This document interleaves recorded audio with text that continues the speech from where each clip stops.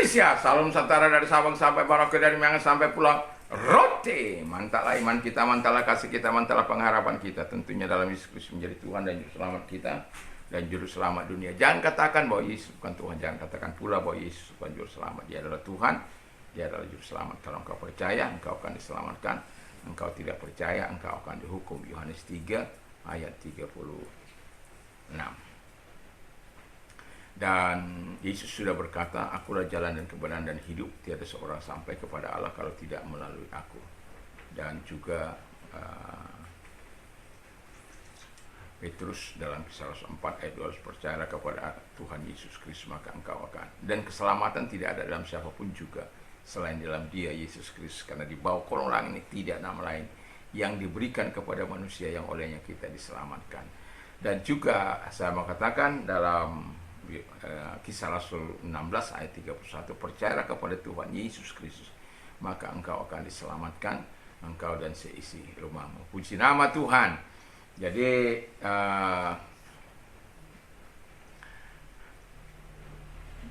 selamat sore bagi kita semuanya. Semoga sore ini kekuatan Tuhan, kekuatan firman, kekuatan Roh Kudus, kekuatan doa, kekuatan iman akan terus menyertai kita dan damai Tuhan tetap ada dalam hidup kita. Mantap. Dan puji nama Tuhan, sebelum kita mendengarkan firman Allah, mari kita berdoa. Terima kasih Tuhan, kiranya Tuhan menolong kami untuk memperkatakan firman-Mu dalam hidup ini, sehingga kami mengingat-ingat selalu firman-Mu, sehingga kami tahu apa yang harus kami pilih dalam hidup ini. Dalam nama Yesus, haleluya. Amin.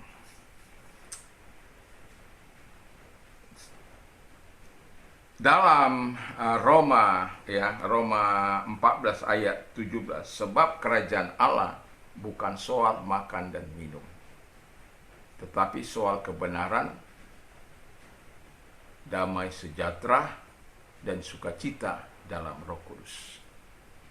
Saya ulang, sebab kerajaan Allah bukan soal makan dan minum,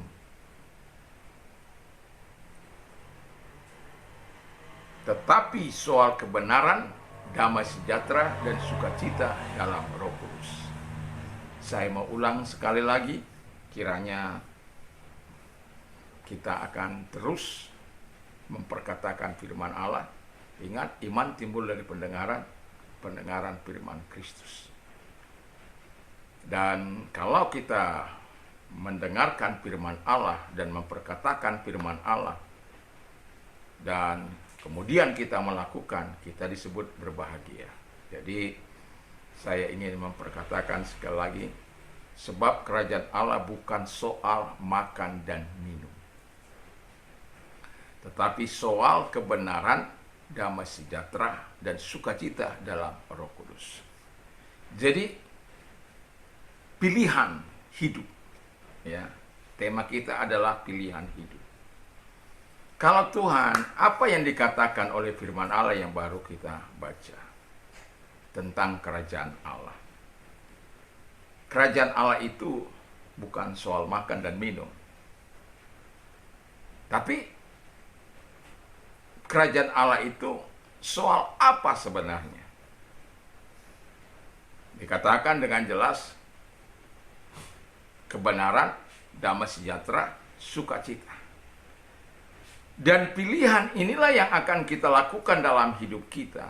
Pilihan hidup inilah yang akan kita lakukan. Memang sebagai orang yang masih hidup, kita perlu namanya makanan, pakaian, terus kemudian harta benda untuk berlangsungnya kehidupan saya dan saudara.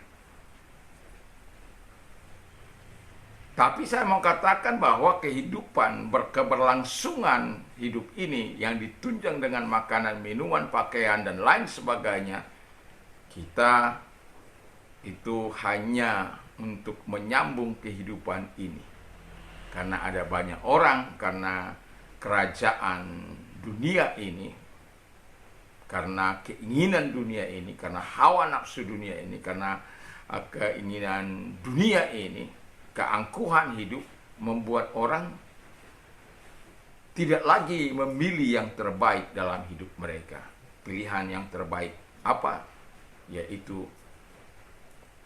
kebenaran, damai sejahtera, dan sukacita dalam Roh Kudus. Nah, ketika kita sebagai orang yang percaya bahwa dikatakan kerajaan Allah itu bukan soal makan dan minum. Jadi artinya penekanannya bukan soal kerja keras kita di dalam dunia ini untuk memenuhi kekayaan kita.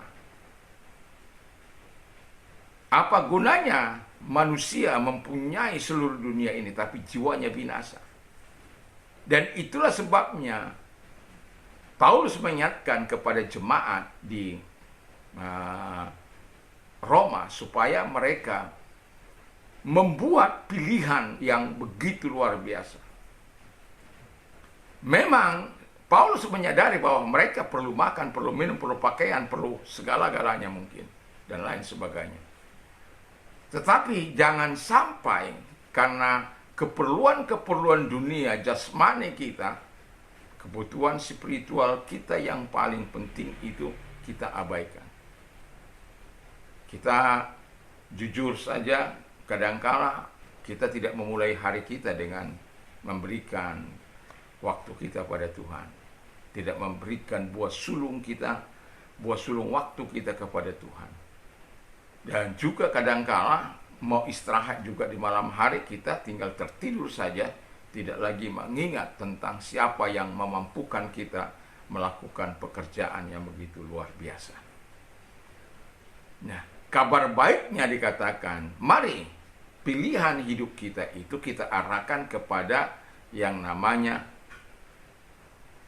kebenaran. Yesus adalah kebenaran. Kalau engkau tinggal dalam kebenaran, maka seluruh potensi surga akan mengarah kepadamu. Seluruh kebaikan Allah akan mengarah kepadamu.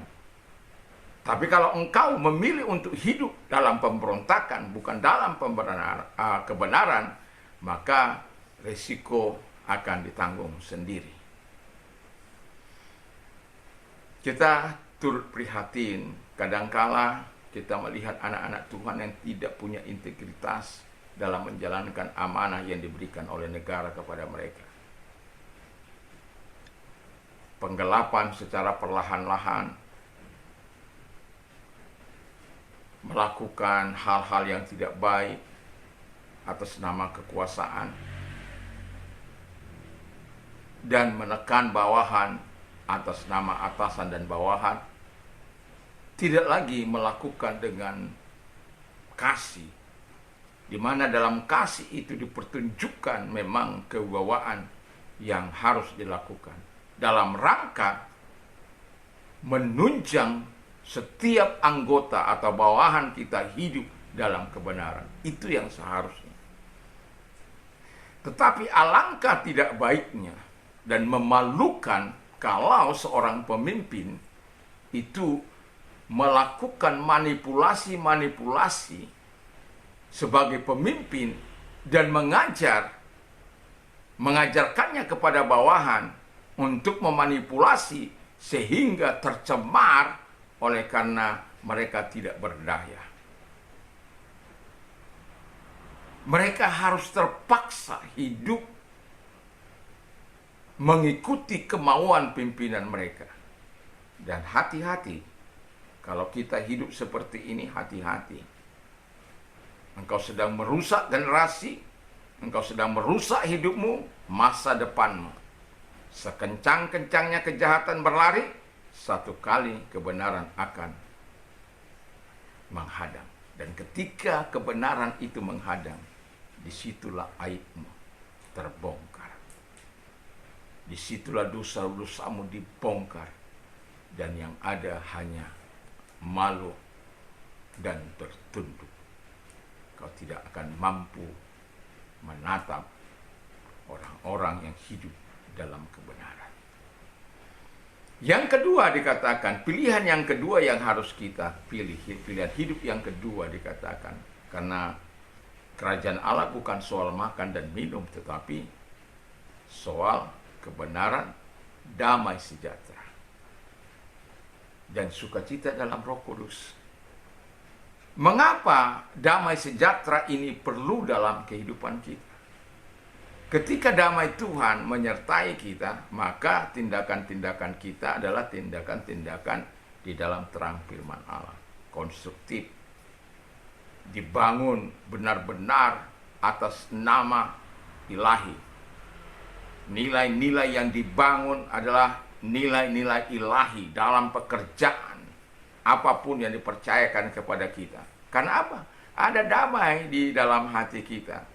Karena damai itulah yang membuat kita bisa bekerja dengan sungguh-sungguh, dengan semangat, dengan kemauan yang keras untuk menopang, atau dimanapun kita berada, kita berkeinginan kuat untuk memberikan kemajuan yang berarti bagi perusahaan yang kita pimpin, bagi pelayanan, bagi apapun itu, selama itu semuanya memakai nilai-nilai daripada kerajaan surga.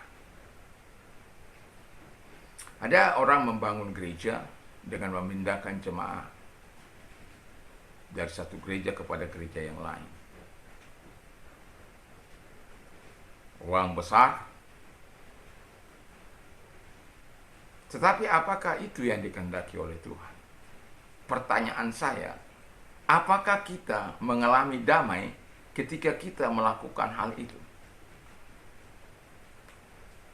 Hanya kita yang bisa menjawab, pelaku-pelakunya yang bisa menjawab.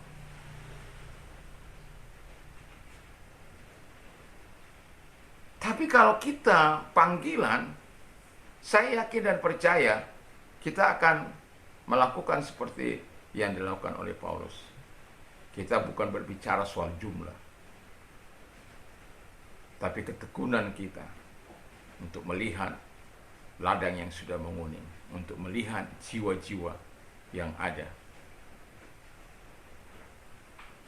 Memang tidak mudah, tapi damai itu membuat kita hidup dalam nilai-nilai yang dikehendaki oleh Tuhan.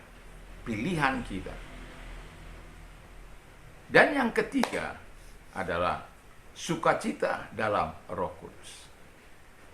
Dan sukacita dalam Roh Kudus ini membuat kita terus bersemangat mengerjakan tugas dan tanggung jawab kita, sekalipun berat, sekalipun harus menguras energi kita, sekalipun kita harus pontang-panting, sekalipun kita harus mengerjakannya siang dan malam dan belum kelar-kelar, belum selesai-selesai. Tapi ketika sukacita Tuhan itu mengalir, kita akan tetap tabah untuk bisa melakukan segala apa yang Tuhan harapkan. Karena apa? Itu pilihan kita yang kita bangun di dalam keimanan kita kepada Kristus. Dan kita bangun keimanan kita kepada Kristus bukan untuk melukai dia, tapi untuk memberikan sesuatu yang berharga di mata Tuhan, supaya melalui perbuatan kita Tuhan dimuliakan, Bapa dimuliakan, sebagaimana dalam Matius 15 ayat yang Matius 5 ayat yang ke-16. Let your sign, let your light so shine before men, that they may see your good work and glorify your Father. Biarlah terangmu bercahaya di hadapan semua orang, supaya apa? Mereka memuliakan Bapamu yang di surga. Jadi kehidupan kita yang memiliki pilihan dalam hidup, pilihan hidup yang kita pakai dalam hidup ini untuk mempermuliakan Tuhan, maka Tuhan akan menyatakan segala kebaikan dan kemurahannya kepada kita. Sekali lagi saya mau katakan, dalam hidup ini bukan soal hanya makan dan minum. Kerajaan Allah itu bukan hanya soal makan dan minum, tapi sesuatu yang jauh lebih penting, sesuatu yang jauh lebih berharga, sesuatu yang jauh lebih mulia yang harus kita lakukan dalam kasih Tuhan. Supaya apa? Kita mendapatkan penghargaan dari Tuhan dan sesama. Karena firman Allah katakan, kalau kita hidup dalam terang, hidup dalam kebenaran, maka Tuhanlah yang akan mengangkat kita. Jadi serahkan hidup kita kepada Tuhan, dan dengan melakukan pilihan yang berkenan di hadapan Tuhan. Memang kita butuh hidup, tapi itu hanya sekedar untuk mempertahankan kehidupan kita. Tapi yang jauh lebih penting, mari hidup ini harus diseimbangkan. Karena ada orang tidak menyeimbangkan kehidupan spiritualnya dengan kehidupan jasmaninya. Jasmaninya berjalan begitu luar biasa, tapi rohaninya tidur. Rohaninya luar biasa, tapi malas. Wah, itu jadi nggak seimbang. Tapi kalau keduanya seimbang, itu akan membawa jauh lebih baik. Karena apa? Kita bisa menikmati, karena firman Allah katakan, berbahagialah orang yang menikmati jerih payahnya dengan sungguh-sungguh. Dan diberkatilah orang yang menikmati jerih payahnya. Karena apa? Karena dia takut akan Tuhan.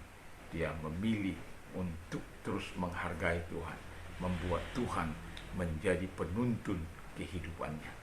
Pilihan ada di tangan kita, tapi saya mau katakan, biarlah pilihan itu pilihan yang mempermuliakan Tuhan dan mengangkat harkat dan martabatmu di mata Tuhan dan di mata sesamanya.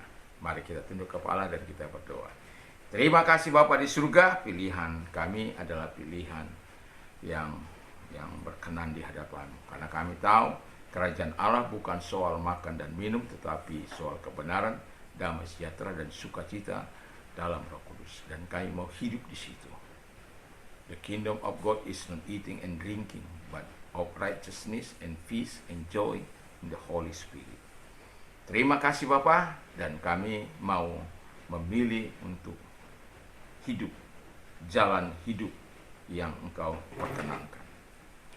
Pilihan kami ada di dalam tangan Tuhan.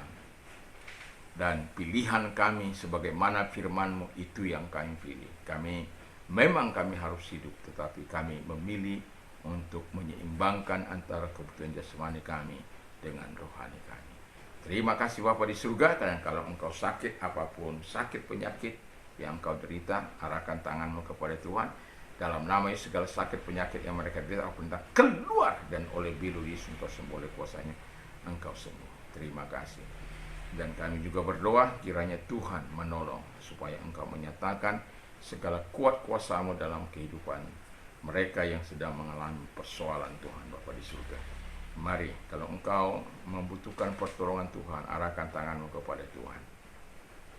Lihat tangan-tangan yang diarahkan kepada Bapa di surga di dalam nama Yesus Kristus, agar Engkau menyatakan kuat kuasa-Mu dalam kehidupan mereka, sehingga mereka melakukan yang terbaik dan mereka memuliakan karena pertolongan-pertolongan yang Engkau lakukan. Mereka memuliakan Engkau dalam hidup mereka. Terima kasih karena baiknya Engkau kepada mereka, dan kami bersyukur dalam nama Yesus. Haleluya. Amin. Selamat sore, dan kalau kita mau beraktivitas, beraktivitaslah di dalam Tuhan Yesus Kristus.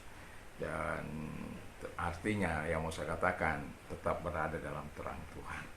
Dan kalau kita mau istirahat, jangan lupa untuk berdoa, membaca firman Allah, dan memperkatakan firman Allah, sehingga firman itu menguasai hati kita. Dengan apakah seorang muda mempertahankan kelakuannya bersih dengan